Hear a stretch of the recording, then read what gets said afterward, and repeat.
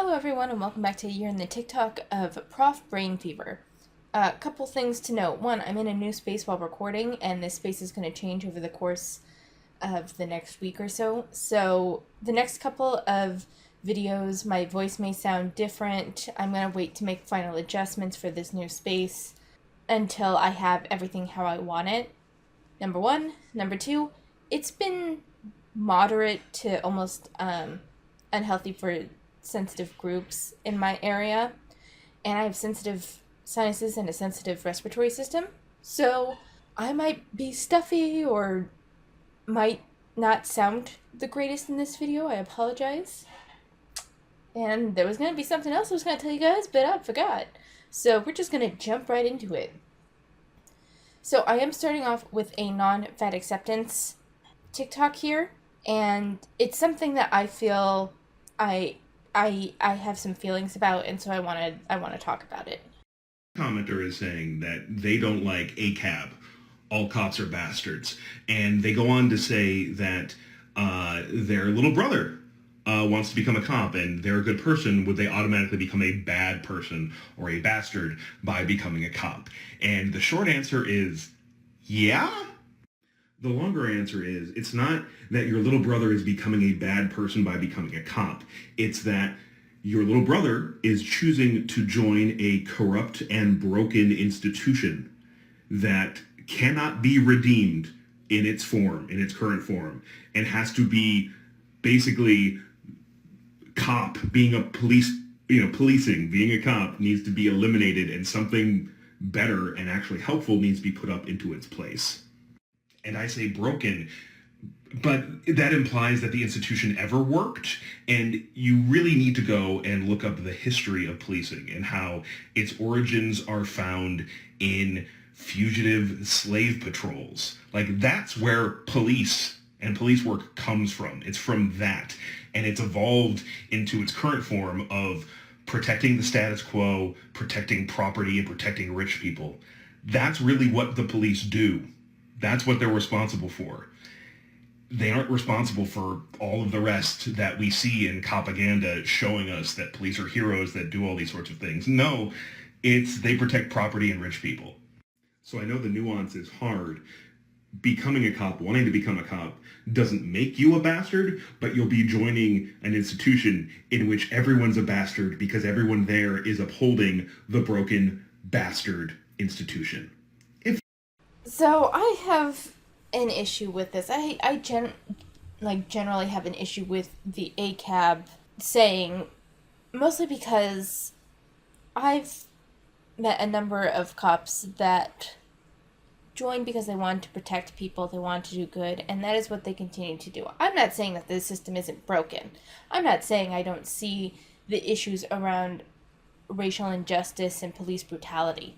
There are serious issues with our current law enforcement system.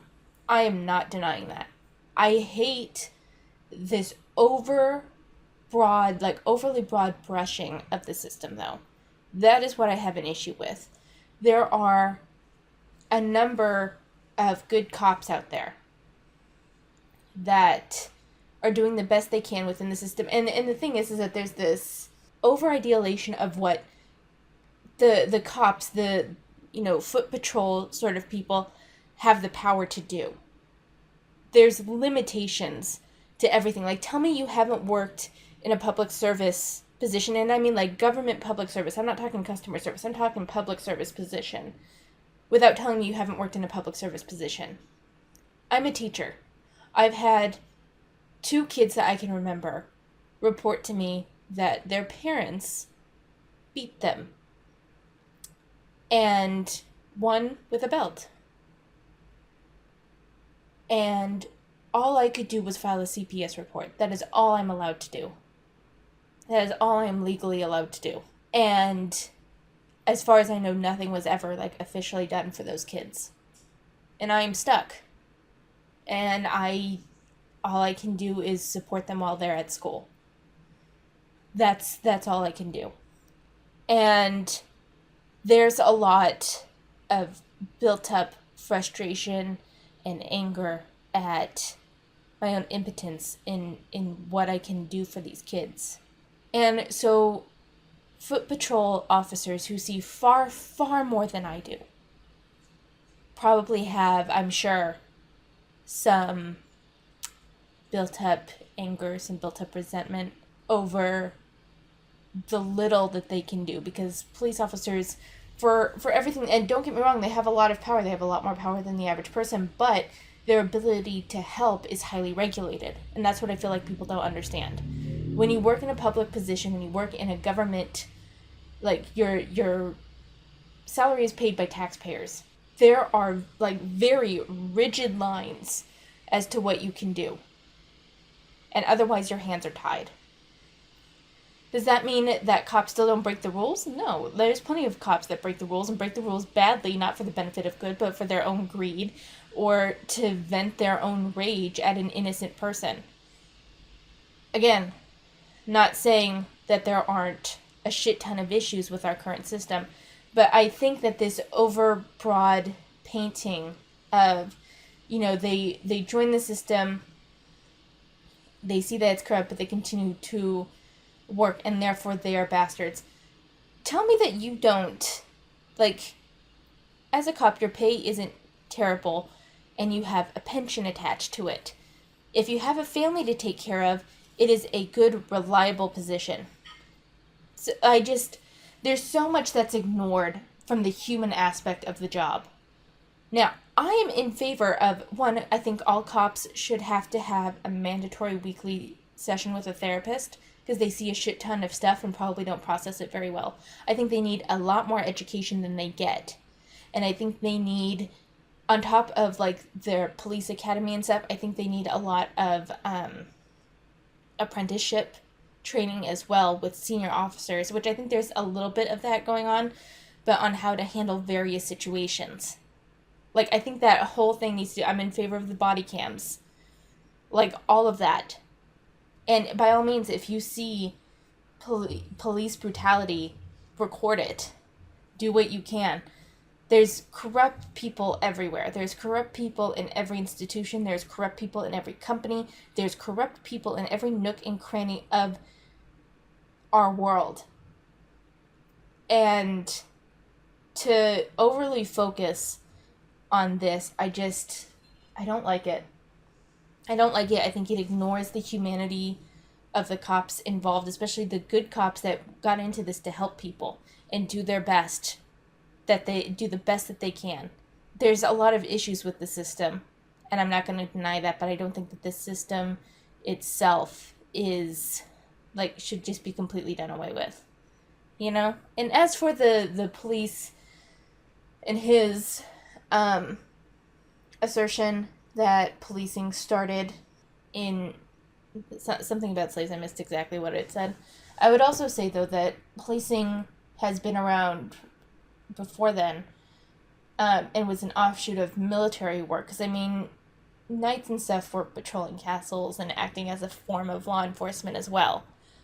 So I think that it's, the concept of police is actually, once populations of a region reach a certain size, I think it's a natural thing to kind of happen to assign a group of people with the task of maintaining a level of order in society so everyone can function peaceably. The issue is that that's become far more complicated as time has gone on with our growing populations and our completely different world. And there's not enough education, and there's not enough mental health support for cops. Again, not saying that there aren't just some assholes out there. There's assholes in every group. Not saying that there's not some corrupt, evil people in the police. I'm sure there are. There's evil in every nook and cranny of the earth. Cops are not an exception to that. I'm just saying I don't think that the system itself needs to be completely done away with. It needs to be highly tweaked, but I wouldn't say it needs to be done away with. And I don't believe in painting the cops that are genuinely trying to do their best within the system. I don't think it's right to paint them as bastards for the genuine good that they're trying to do. So I'm not going to stitch the guy that said that people who are enjoying She-Hulk are idiots, because I don't want to give that guy any more attention. But like, did you never learn that people have different tastes in things and might like things that you don't like? I'm pretty sure a lot of us, most of us, got that lesson in like kindergarten. Why so mad, bro? Just turn off the TV if you don't like it. It's okay. Not to be the asshole bitch, but couldn't we say the same thing about The Whale and any movie with fat suits that you are so upset by? I mean, granted, he's acknowledged that he kind of overanalyzes stuff for the sake of content, but still, I can't help but be like, if you're gonna go on people complaining about a piece of media, but you do the same thing, it's just a tad hypocritical. So I'm in my new town. I'm headed to my new favorite coffee shop. I'm going to sit down and start work on my new podcast called My Fat Ass, about fatness in pop culture and media, taking bets on whether or not I actually get any work done or if I just fall down a YouTube hole. So I'm in my new...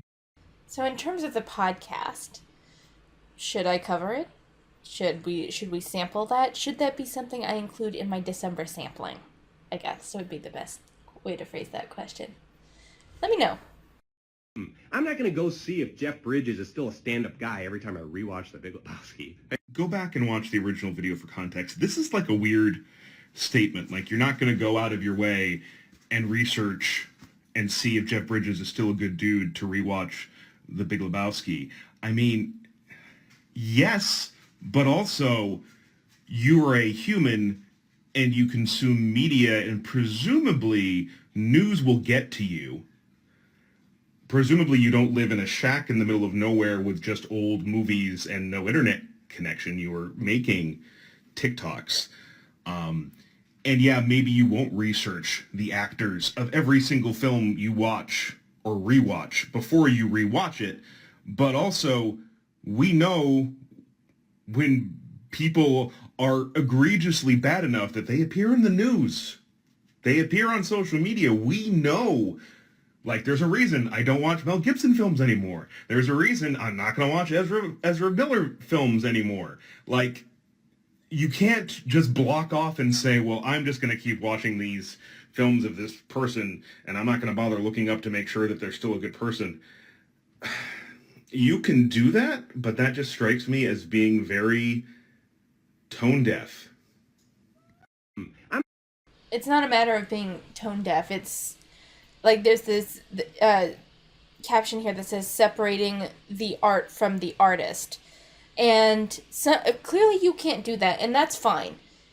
Like, if that's how you want to moderate your media that you consume, that's perfectly fine. There are those of us, though, that can see the merits of something in spite of the glaring issues.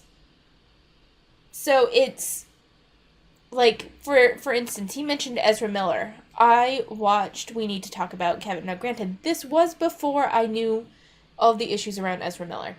But even so, even if knowing all the issues around Ezra Miller, I would probably still watch it because it's a very interesting narrative, and it comes from the mother's perspective of a school shooter. It's, I think, worth watching, especially because it lets you kind of see that the school shooter, there's also the victim of the family. That because she is ostracized, she's constantly bullied in her neighborhood because of what her son did. She, spoiler alert, lost her daughter and her husband to her son. Like, there's a whole issue that shows how lonely her life is because of something that she had no real control over. And I think that that's a narrative worth watching, and I think it's a narrative worth exploring. And just because Ezra Miller is in it doesn't mean that I support Ezra Miller by watching it. What about all the other people that have worked on that film? Why should all of their efforts be wasted and deemed not worth viewing because there's an asshole in the movie? It's just two different perspectives. I actually don't have a problem with ProfBrainFever choosing not to watch those movies. That's fine. That's fine. If that's your thing and that's what you're like, I don't want to consume something with a problematic person in it, that's your right, that's your choice. But I think to act like there is something morally wrong or tone deaf or just incorrect about people that have a different criteria for watching media than you do kind of shows how limited your viewpoint is. But that's my perspective. So I've seen the video of Brendan Fraser going around talking about fat phobia and how fat people are treated by society, and how he believes that film can take steps and film and media can take steps to help change how fat people are treated. And I appreciate what he's saying. I think he's genuinely coming from a good place, but I wish someone could go to him and explain to him that being in a fat phobic film in a fat suit is not helping. I'm sorry. I wish him the best of luck. I think he means well. I think he legitimately thinks that he can work towards helping stigma against fat people disappear. But wearing a fat suit in a fat phobic film is not gonna do it. So I've seen the video. So again, I'm not covering much more of this Brendan Fraser stuff because we've gone over it a lot. But there's something I want to note here, and again, this kind of comes back to the fat acceptance movement and them always thinking that their opinions are the only right ones.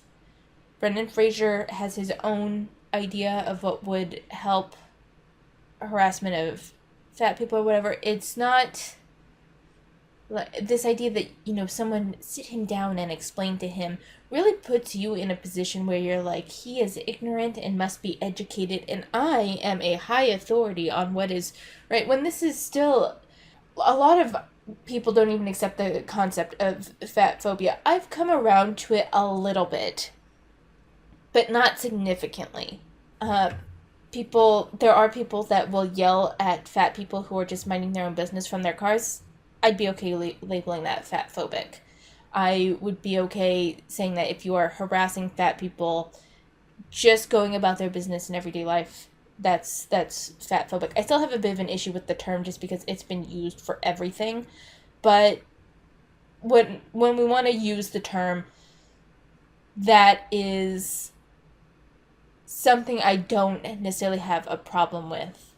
Exactly, It's still open to interpretation just because vocal minority of the fat acceptance movement, or just a vocal minority of fat people, we'll put it that way. A vocal minority of fat people say that something is cruel to fat people doesn't mean that everyone has to automatically agree with it, So somebody mentioned me in the comments of a video about this theory about Chris Pratt, how he purposely gained weight so he would get the funny guy roles, which were easier, and then when he saw his opening to get different roles like Star-Lord and like action-y guy roles like in Jurassic Park, he shed all the weight because he gained it on purpose, so he was able to drop it pretty easily.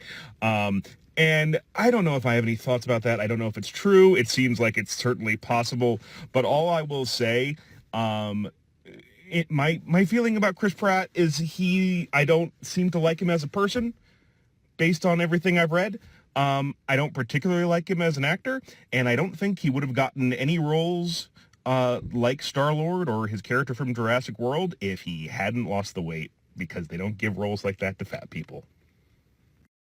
So I find they did the same thing with actually I think Rebel Wilson may have even mentioned that she purposely gained weight in order to get some of those roles. But the thing is that, granted, I don't have that kind of ability to be like, I can gain this weight and then I'll just lose it. Like that idea is absolutely not something I'm like, I don't think I would. I think I could gain the weight, like I could make efforts to gain the weight. I think I would have a really hard time getting it back off, simply because I'm a creature of habit, and my habits are it's very difficult for me to change ingrained habits. And I think it's difficult for a lot of people. I'm very regimented, and I'm very habit oriented and routine oriented. But there are people that can do that. And I think to say then that they're a fake fat person, where is the line then? where is the where like I just don't understand that. I don't understand how you can look at someone, see that they can gain and lose the weight and gain and lose the weight, and then say, well, then they're not really fat, but they were fat. But it's mind-boggling to me. I'd love to hear your opinion on this one in particular, because I'm just like, where the fuck is the line? Where the fuck is the line that determines whether someone is fake fat or not? What if they were fat for like their entire childhood, and then they started to gain some celebrity, some popularity, and they managed to lose a shit ton of weight and be fine? Then were they fake then? What is it? Maybe they just made some lifestyle changes that allowed them to lose the weight. Book Talk Hot Take. A piece of literature that we have decided to label as classic literature is not objectively better, necessarily, than a piece of literature that we have decided to call fan fiction. Read what you like, don't be a dick about it. So, in general, I do agree that read what you like and don't be a dick about it. Don't be a dick to other people about what they choose to read, because reading is reading.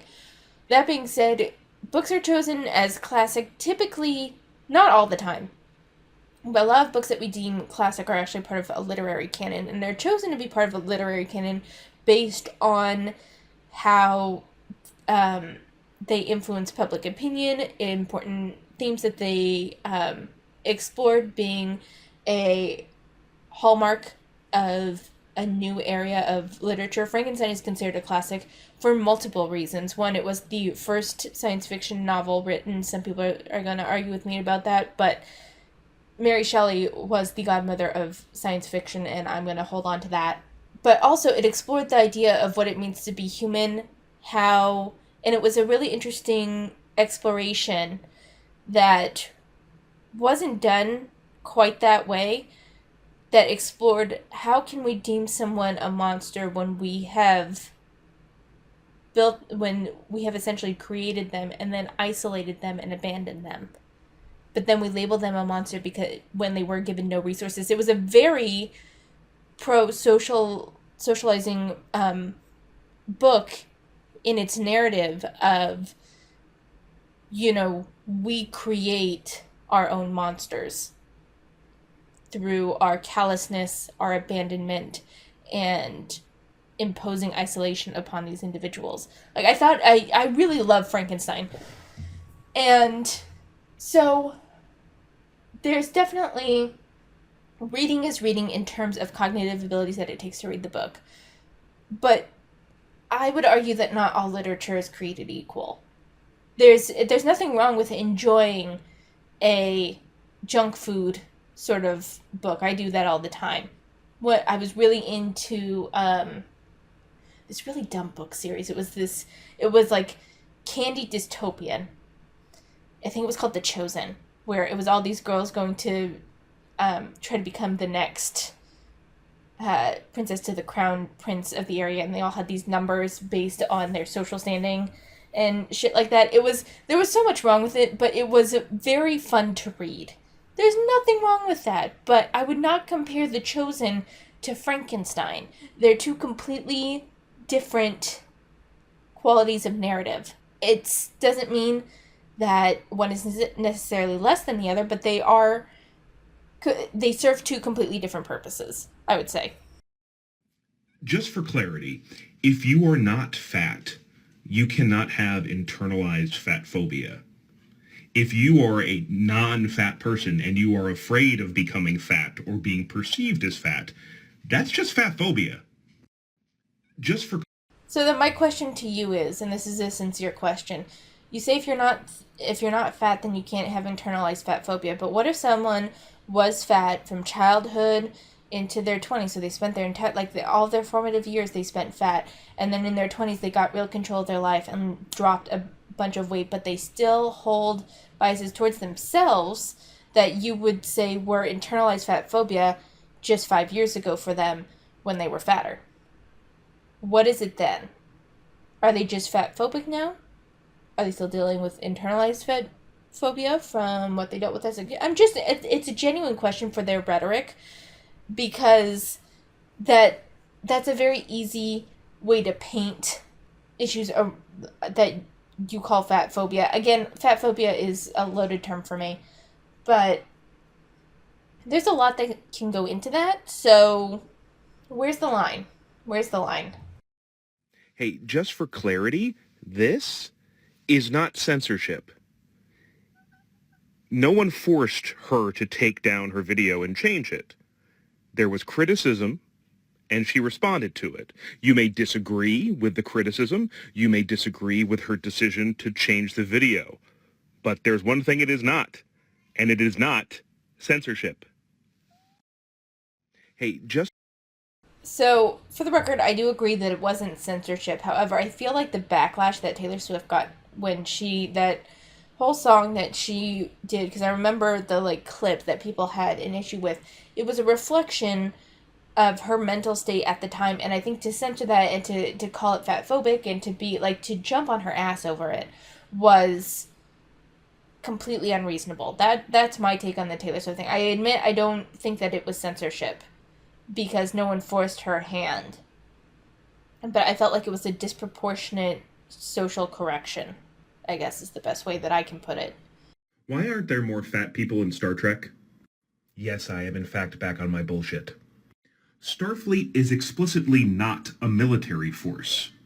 They're scientists and explorers, and they have access to unlimited food supplies in their replicators. Those Starfleet tunics should have a lot more curves, is all I'm saying. Why are... So I'm not a Trekkie, so I can't really speak on this, but I'm really curious, if you watch Star Trek, what is your opinion about the lack of fat people, apparently, in, what do you call it, Starfleet? I'm not a Trekkie. I've never seen an episode of Star Trek. But that's why I want to ask you guys, what's your opinion on that? Based on what you understand of what everyone does and all of that, based on their jobs and stuff, would it be more realistic for them to be overweight, do you think? Or I want to know your opinions. Couldn't have said this better myself. Okay, so that was his caption, but the comment that he's highlighting says, fat people can just be in your stories and be the leads, the romantic interest. They can be something other than the funny side character best friend. They can be flawed and sexy and complicated and deep and have none of that be at odds with their fatness. So here's my issue, is y'all don't want fat characters played by anyone other than fat people, because they know what it's like to be fat, therefore their stories will be that much better. And yet you guys make shit like this. So I would think that would track, though, with writing, too. Like, you know, thin creators shouldn't write fat characters as leads since they don't know what it's really like being a fat person. But then you're at the same time saying that people should write fat leads. And even for, like, on a separate note, I get so fucking tired of people, because this will go into, like, just average people on their Instagram and based on what they like to draw and shit, and people that write short stories and post them on just, like, the independent writing platforms. No one fucking owes you a story that reflects you. Most people will write stories that reflect something in themselves. Writing is very personal. No one owes this to you. This is just a fucking entitlement. It pisses me off. Because you guys saw my portrait drawing from, that was actually almost a year ago. I want to get back into portrait drawing. And one of the things that I would probably start with is I like to practice portraits based off series that I like. So I did, the ones that you guys saw were all based on Law & Order SVU Season 1. And I would want to continue that with the Law & Order SVU series, but also I would really want to do the Modern Family series because I like having that range of ages, because the face structure is different based on the age. And that's kind of what I would want to focus on, because I want to see what it's like to draw a baby, what it's like to draw small children and all of that, compared to, like, an adult and how those, like, how the facial features change. It's difficult for me to explain, but that's what I want to do. But Modern Family doesn't really have any substantial black characters. Does that mean that I should focus on drawing portraits of black people? No, because what I want to draw are characters from my favorite series. The races of those people are inconsequential. Granted, admittedly, I would like to learn to draw people of different races as well, because there are some slight differences in facial features based on race. But that for me is more difficult than the age differences. So I do like graduated steps. First was learning to draw the difference between male facial features and female facial features, and now I'm going into age and XYZ. But I guarantee that there are people like this for my choices on who to practice the portraits of. You know? And it's like, what I draw is none of your fucking business. And I can post it online, and it's not a reflection of you. Granted, you can say whatever you want about my drawings, that's fine. But it's not a reflection of you, and it's not an attack of you if I choose not to draw, say, a fat character.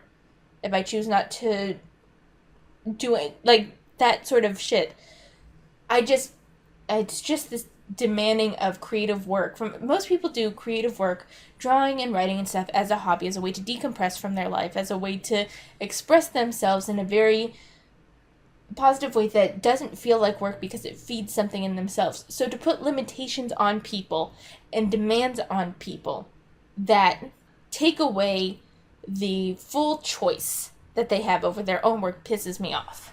So the actor who played the fat kid in the Sandlot movie now has a clothing line, but the clothes don't go above 2XL, and I feel like I'm being personally attacked by this. So I think this is slightly facetious, but so what? Like, they only go up to a 2X or a 3X, and that's discriminatory against me as a fat person. Maybe you could just... Sorry, there's just some things that you won't fit into. I've talked about this before, but I have broad shoulders and definitely not a small bust. I don't know if I would say I have a large bust, but I don't have a small bust, and I often have to deal with that issue with the gapping in between the buttons. And so there's a lot of feminine clothing that I just don't fit into. Primarily on the broad shoulder front, the seams come like way at the wrong place. It tends to be very tight in the shoulders, and I hate it. But you don't hear me whining that certain clothing brands don't make things for broad-shouldered women. Shut the fuck up. It just irritates me. No Nuance November. Every single time a movie, a television show, or a play has used a fat suit on a thin actor, they would have gotten a better performance had they hired an actual fat actor. No Nuance. We've already covered this point, but again, this is completely ignoring any merit based on acting ability. But this is no different. This No Nuance November take is no different from the take that he had before. So there's really just no nuance to his opinion here. And I think that's why so many people disagree with it. Like, in order for an opinion to land generally, you have to be able to acknowledge some issues with that viewpoint. You know? It's a matter of, I'm not saying that, it's perfect 100% of the time. I'm not saying this would be 100% of the time. I'm not saying all films that feature a fat suit are necessarily inherently shitty, but I think that this, there's just a way of phrasing it where you don't sound so much like an ass. I'm curious if this is a common thing or as common as I think it is. Fat millennials, did you ever have a parent sign you up for Weight Watchers when you were a kid? Like 10, 11, 12? Because that seems to have happened to a lot of us. I'm curious if... So I was never signed up for Weight Watchers, but my mother did Weight Watchers. And knowing Weight Watchers, I think part of the reason why parents would put their children on Weight Watchers is because it's a point system, and so it just feels like it's easier to understand. It would be more kid-friendly. Whether Weight Watchers is successful or not, I don't really know. I don't know, and I don't really care. I think that I'm gonna say that putting your kid, though, on a diet plan, I have a small issue with. I have an issue primarily if the kid is the only one on the diet plan. That should not, it should be a whole fit, and it's not gonna hurt anyone to eat healthier. So that's where my issue comes in with putting kids on diets. As long as one, it's nutritional, and like all of their nutritional needs are being met in the diet, then it's fine. And you're not like starving the kid, because there are parents that go way too far with it. But in general, my biggest issue with putting kids on a diet is when you single the child out, even within the family, as the one that needs to be put on the diet. They can't eat what the rest of the family eats. They have to have different snacks. It's very othering in a space that's supposed to be like their soft place to land in their comfort zone. So if the whole family's doing it, then it becomes a whole family project. The whole family's trying to get healthier. The one that needs it the most is still getting the benefits of it, but everyone, it's a team effort. And it benefits everyone. So that's my opinion. It's the same thing where it's like if you make the kid the only one to exercise, they may start hating exercise simply because you are targeting them. Kids are very sensitive to being the outsider of the group. They're very sensitive to it. So you have to make it to where it's a full family thing. Then I think as long as you're, not going crazy with it, it's fine. But that's my opinion. More than one time, different videos have come up on my For You page that show a picture of a fat person transitioning into a picture of that same person having lost weight with sappy music and the text over it saying, my wife or my spouse or my partner had sex with my other family member or somebody else, and this is my response. I lost weight. My significant other cheated on me, and I've lost weight. And I just want to say, what the actual fuck, algorithm? I'm blocking these. I've seen more than one. At least 3 have come across my FYP in the past couple weeks. If you see these, is anyone else seeing these? Please block them, because that is hideous, toxic, disgusting, fat-phobic garbage. More than one time, a video... I'm sorry, but I have to give kind of a fuck you to that one. No, this isn't about you. This isn't about you. If the person was cheated on or whatever, it is completely normal. Some women get their hair done. Some people will, I'm sure some men get their hair done too, but, it's about the makeover process. And if they lost weight as a way of, fuck you, I'm hot and I'm gonna, pull someone who's hotter than you, then good for them. And furthermore, it's what they're doing with their own body. I guess if you want to block it and you don't want to see it, that's totally your prerogative, that's fine.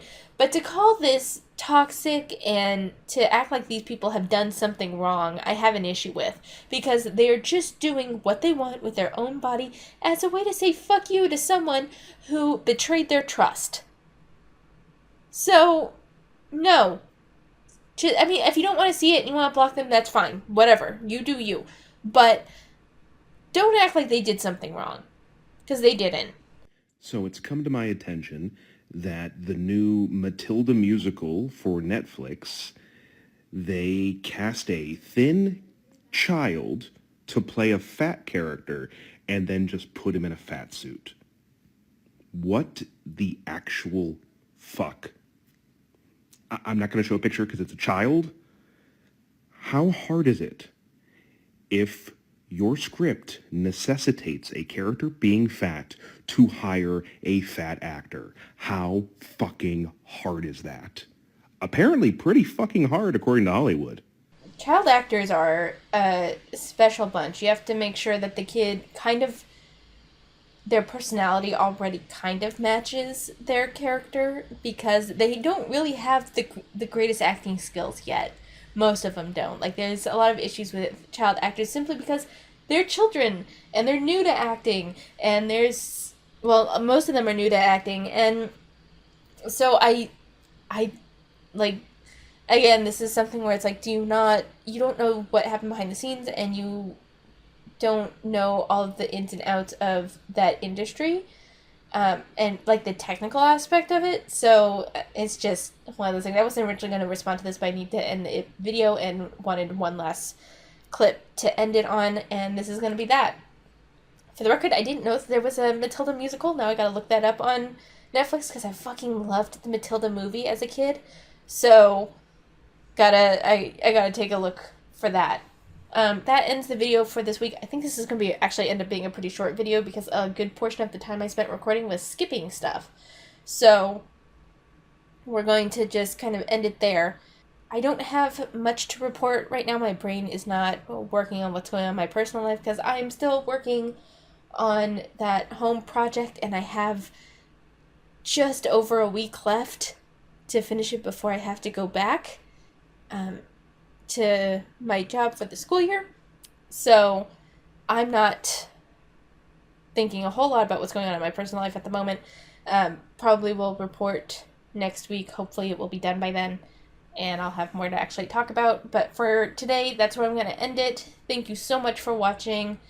Take care of yourselves, and I'll see you next time.